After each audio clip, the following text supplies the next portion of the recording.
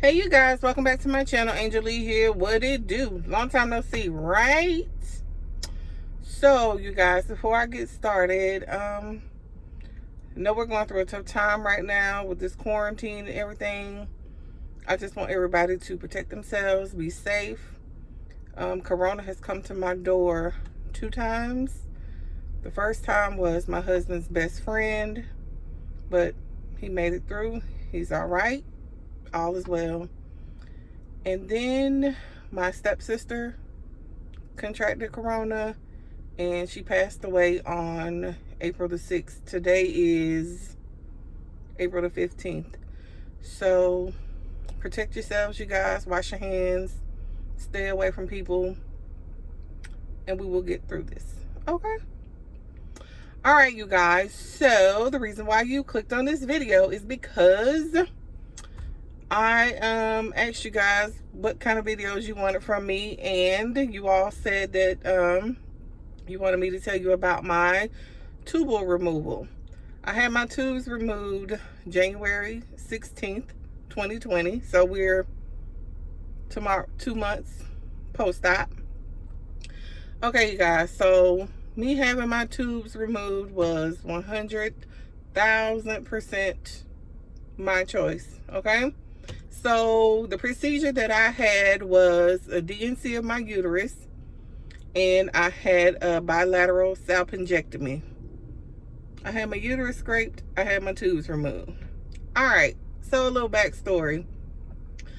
Since I've started my cycle, you guys, if you don't like hearing about menstrual cycles, this is not the video for you, okay? All right, so since I started my menstrual cycle many moons ago, it's always been heavy.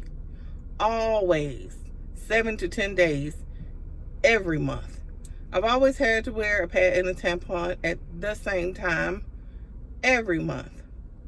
And I went to doctors over the years about this problem. No one could ever seem to help me with any of these situations. One thing about me, you guys, I don't like female doctors at all. Like, I don't like them because I've had too many of them tell me that, well, it's never happened to me, so I'm not you. You're you and I'm me. So for that reason, I steer clear of female doctors in any aspect. Dentists, eye doctors, anything. I don't like women doctors. I've had 2 good ones, but you know, for the most part. So it was getting to the point, y'all, I could not take it. You know, it was unbearable every single month. So finally I was like, I'm gonna find another doctor. So I looked up, you guys, and I found a female doctor. I gave her a chance, and I'm so glad that I did. So she ran me through the ringer. I had test after test after test, and come to find out that my uterus, the lining in my uterus, was too thick. Even after I had my menstrual, it's like I didn't have one at all, how thick my lining was. So she recommended that I have a D&C of my uterus to help with my menstrual flow. So that's how we got to that. Me having my tubes removed. If you guys don't know, I have 1 child, and I never was one to want kids. My daughter was a surprise baby. But over the years, you know, it grew on me. So my husband and I talked about having another child. But I wanted to have a child by a certain age because that's just me. I'm not one for being in my 40s and pregnant. If that's you, good for you. I'm not in my 40s, by the way. But I'm just saying, I don't want to be older having a child. So I gave myself a certain deadline. It came, it went. I pushed it back again.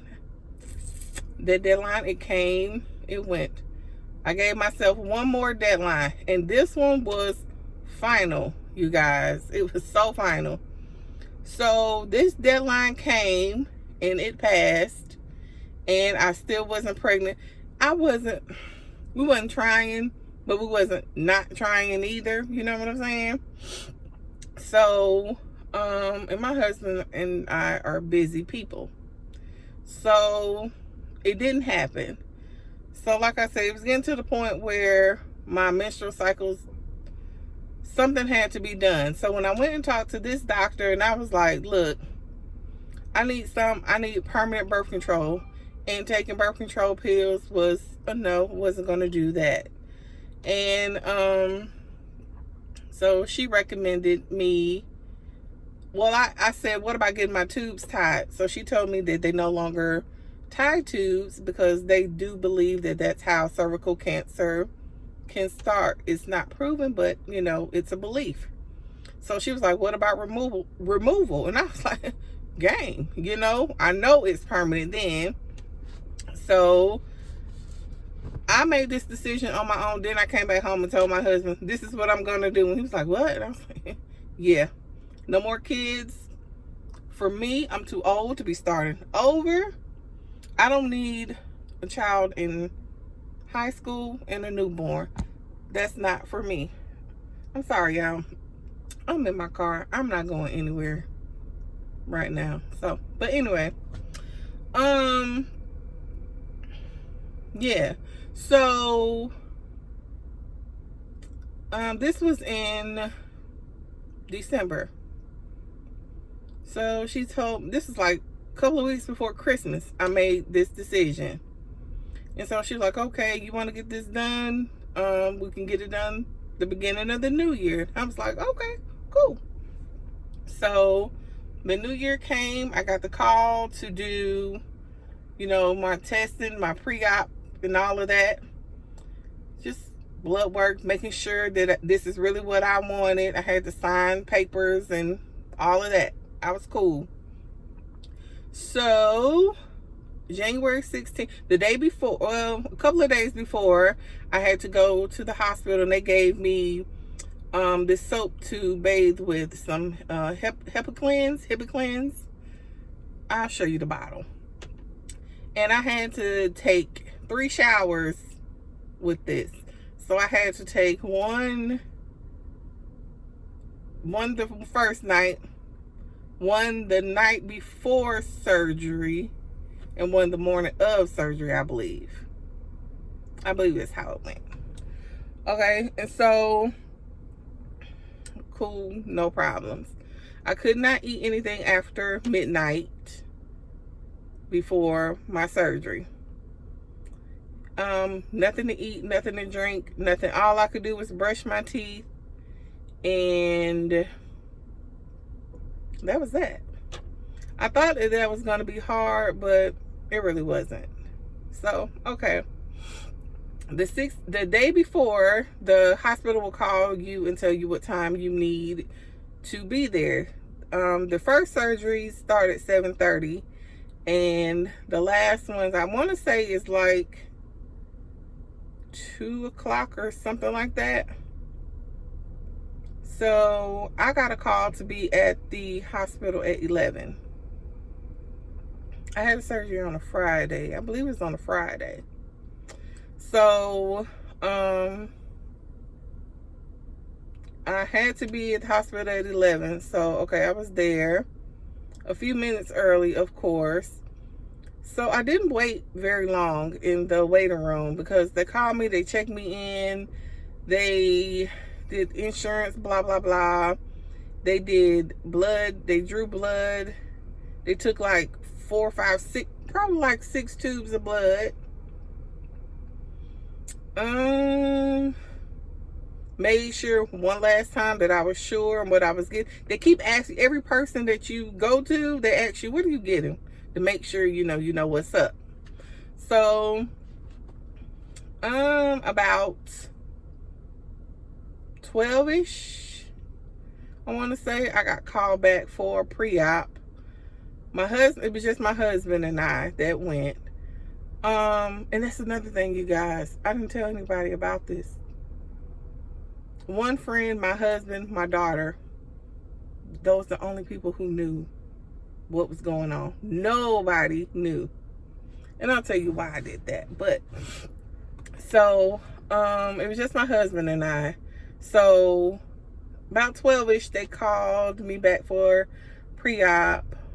My husband was allowed to go with me to pre-op. That's where you change your clothes and, you know, you answer more questions. And they gave me this cup full of pills. I know it was like 4 pills or something like that. Tylenol and this and that and da da da da. It was like 4 pills they give you, and they only give you a little bitty cup. You know, like when you go to a fast food restaurant, they give you that, you get that little paper cup for you to put like ketchup or whatever in it. One of the, that's how much water you get to swallow all of those pills.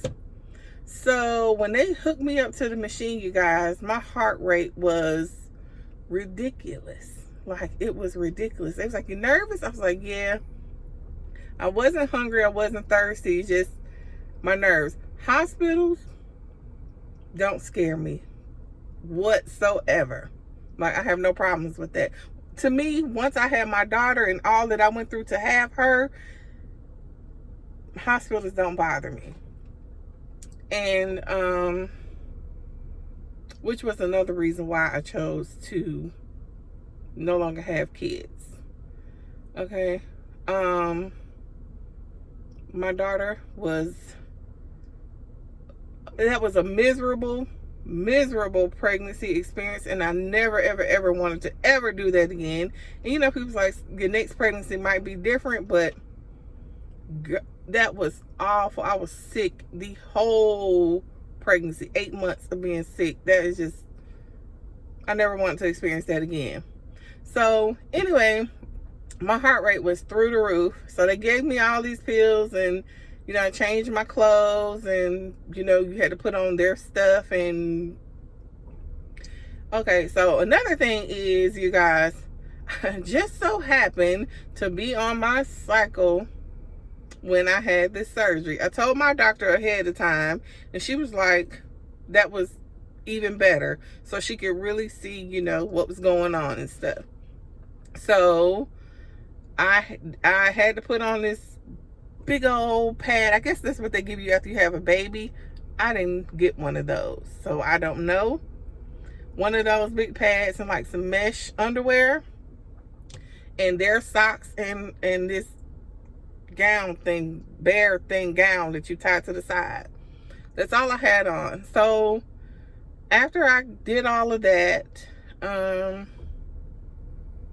they told me to say my goodbyes to my husband, and he left. Well, he was able to walk me to the restricted area. He went his way and I went mine. So I want to say my surgery was at like 1 o'clock or so. So I went back in that back room. It was only like me and another lady back there. And my heart rate, you guys, it just kept going up and up and up and up. So I had to talk to another nurse, you know, same old routine, da da da da.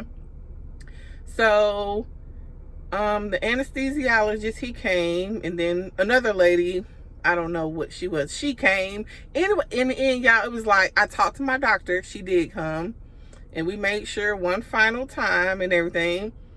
So any questions that I had, anything, I got all of those answered. So the other lady, who I don't know, I guess she was like an anesthesiologist too, and she thought she was slick, but I pay attention. She was giving me stuff in my IV. So, and I was feeling it, you know, when she gave it to me, I was feeling it.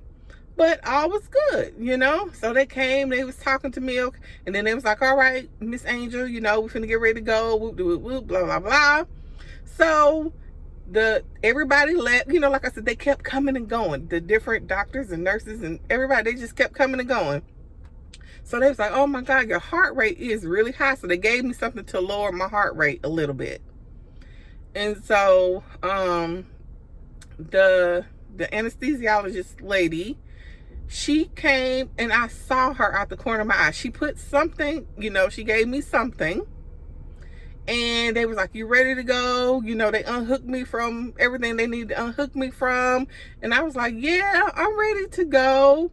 That's all I remember. I remember them unhooking me, saying, let's go. I remember feeling whatever it was that she put in my IV. That was it. I was knocked out. So this is like 12:30, 12:45-ish, something like that. My surgery was supposed to be 45 minutes, hour max. When I woke up, you guys, it was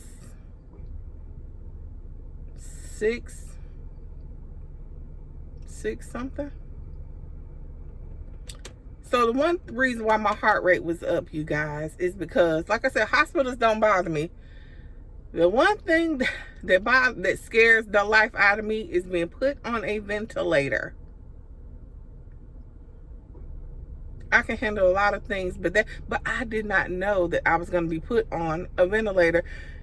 I just thought, you know how sometimes, I don't know what I thought. I thought it was going to put me to sleep, but I wasn't going to be on. I did not know anything about a ventilator. So when I found that out, that's what made my heart rate go up. I was scared shitless about that. So like I said, when I woke up, you guys, it was like after 6 o'clock. And I woke up to the nurse saying, "Please, Miss Angel, please wake up." I heard her. I opened my eyes. She moved the oxygen mask from on my face. And I heard her say that. And then I guess I dozed back off. And because when I opened my eye, cracked my eyes open, she was standing across the hall. The hall wasn't really that far, you know, like right in front of me. And she was telling another nurse that they had given me oxygen 3 times and I was not waking up. I was having problems waking up. That's what I woke up to. Listening to her say, we're having problems waking her up. So the only thing that I can come to is that they gave me too much medicine to knock me out, because it wasn't supposed to take that long to wake me up. So, and come to find out, my surgery was my surgery was like an hour because they had problems, but I'll tell you about that. So she came back to me. She was like, "Please, Miss Angel, wake up, please." She was like, "You keep dozing off on me, da da da da." So I started coming to, and then she was like, "You know, I need you to sit up and talk to me for like 10 minutes, and then, you know, I can move you on to recovery because you've been back here a little too long," and da da da da da. So I was able to make it to 10 minutes. It pushed me to recovery. I went to another nurse. Then they went and got my husband, because by then he was like, "What the hell is going on? It's been too long for something that's supposed to be 45 minutes to an hour." And so my husband came, and all of a sudden I just got this feel. I was like, I feel so nasty. And oh my God. So remember I told you guys I was on my cycle. They cut everything off of me to do the surgery, and they didn't give me anything. They didn't put anything back. So I was just like, oh my God, that was so nasty. So I was able to get cleaned up and put back on stuff and everything.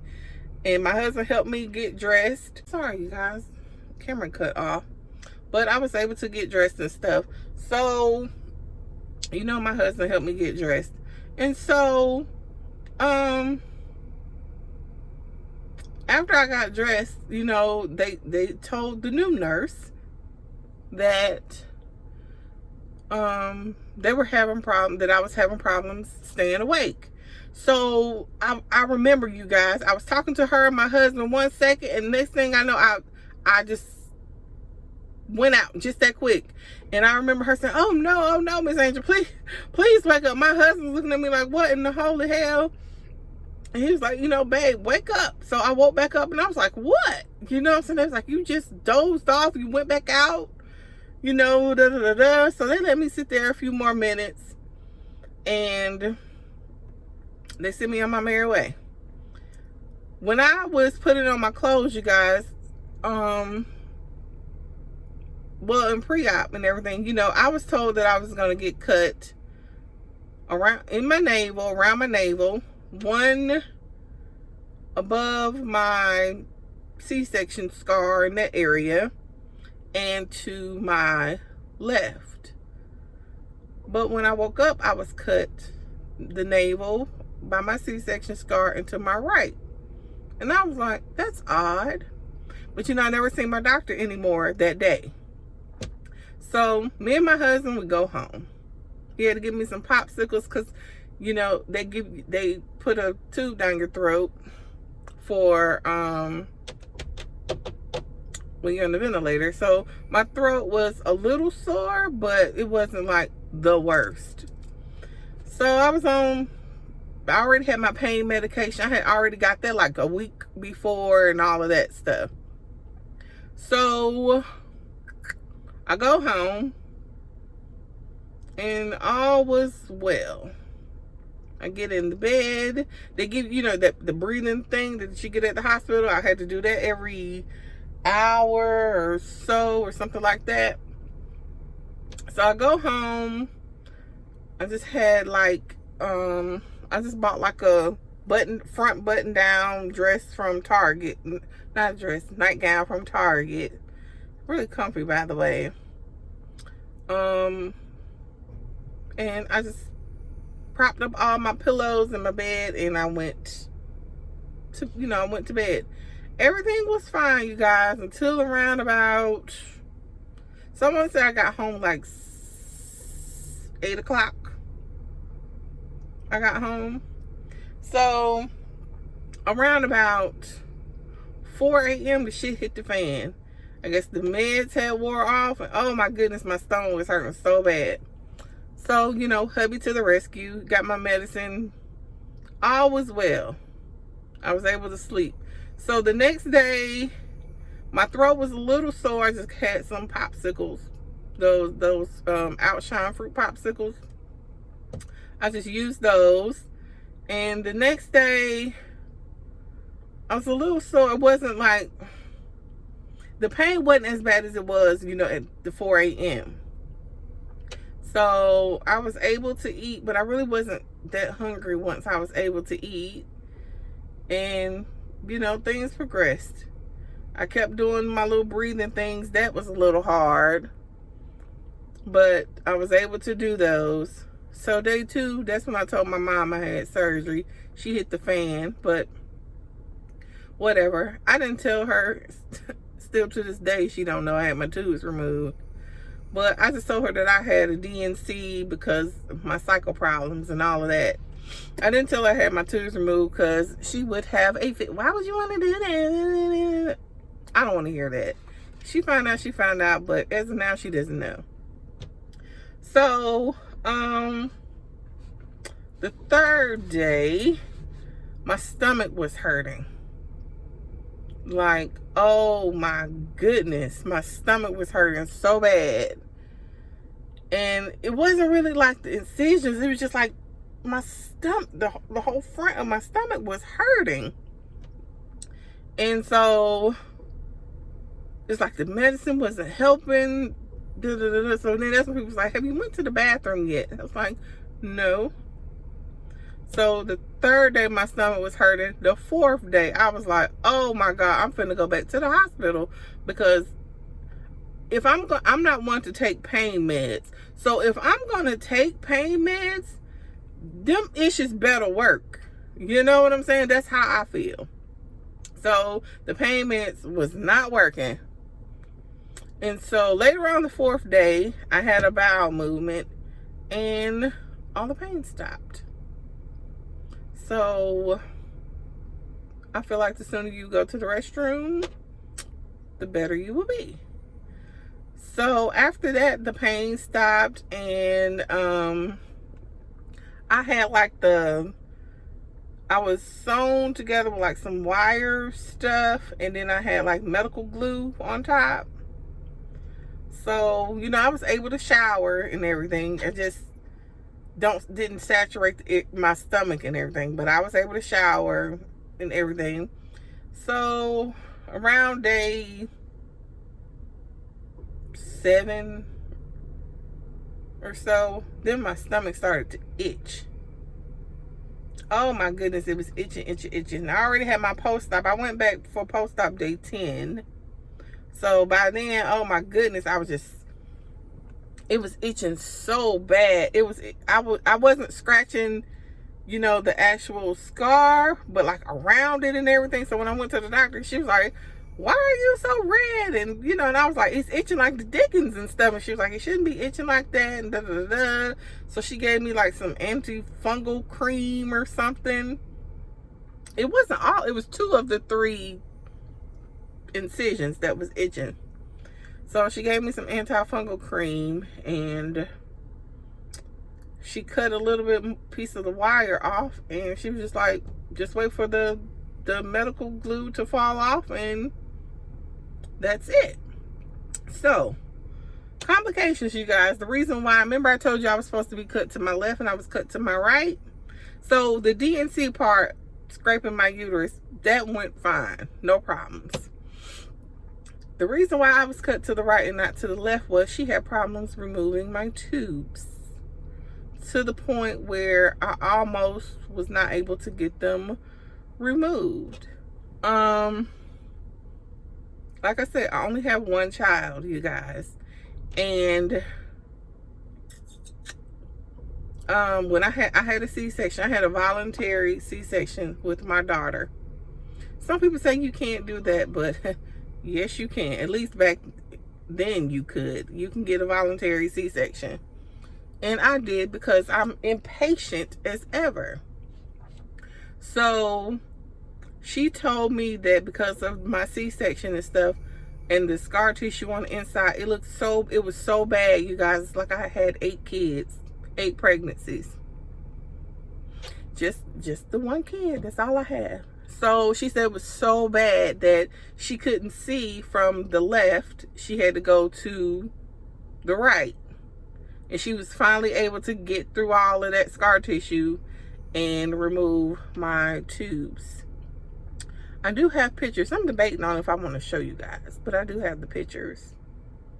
I might show you. So, in the end, do I regret having this done? No, not at all. Would I recommend it? I mean, hey, it's up to you. You know you're finished with your family and you want a surefire way of not having any more kids. Well, I'm gonna put it like this. I still have my uterus, so if I did want to have kids, I would have to go the IVF route. And no, but I'm done. I am 100% done. Did the DNC help me as far as my menstrual? It did. Like I said, I had to wear a pad and a tampon every single day of my cycle. So now my cycle's now like 4 to 5 days. They're not as heavy as they were at all. Like, it's gone down tremendously. So the DNC was a big help for me. I still have cramps like a B word, but the flow and everything is nowhere near what it was. So yeah, you guys, I had my tubes removed. It's been 2 months, and yeah. So if you guys enjoyed this, please give this video a big thumbs up. I love you guys so very much, and I will see you all in my next video. Bye bye.